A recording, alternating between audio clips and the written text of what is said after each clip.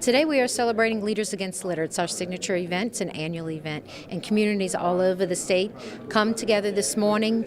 Their elected officials, business leaders, community leaders, all come together to take a stand for a litter-free Louisiana. Lots of paper, plastic bottles, beer cans.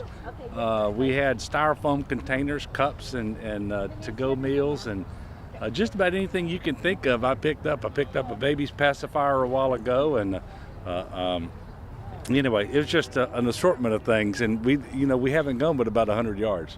This is an exciting thing to do for Louisiana. We are the sportsman's paradise here.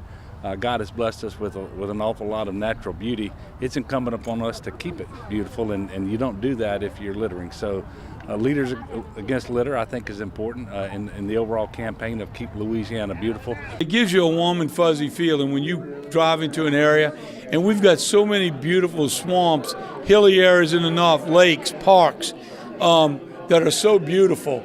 But when you drive into an area that's covered in litter, it really takes the wind out of your sails.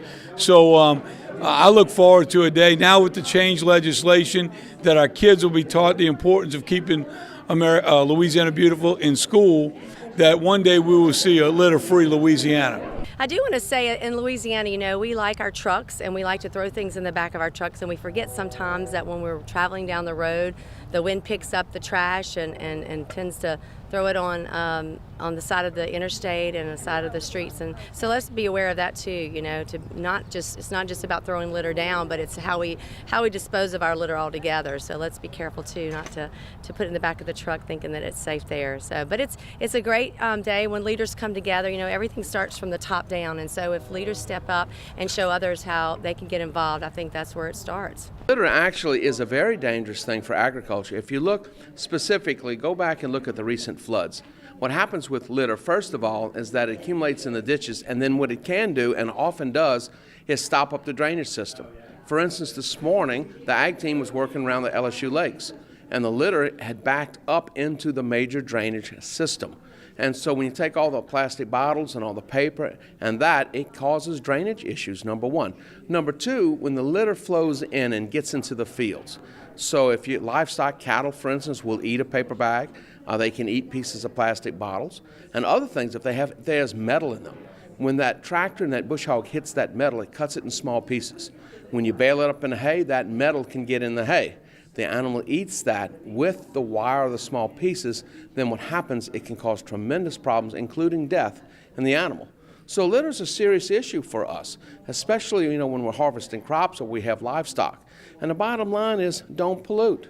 I'm committing to you today that we're going to get tough. We're going to start finding folks. We got to make a paradigm shift. It's got to change. There's nothing attractive about somebody throwing out a trash bag out of their car onto the ground.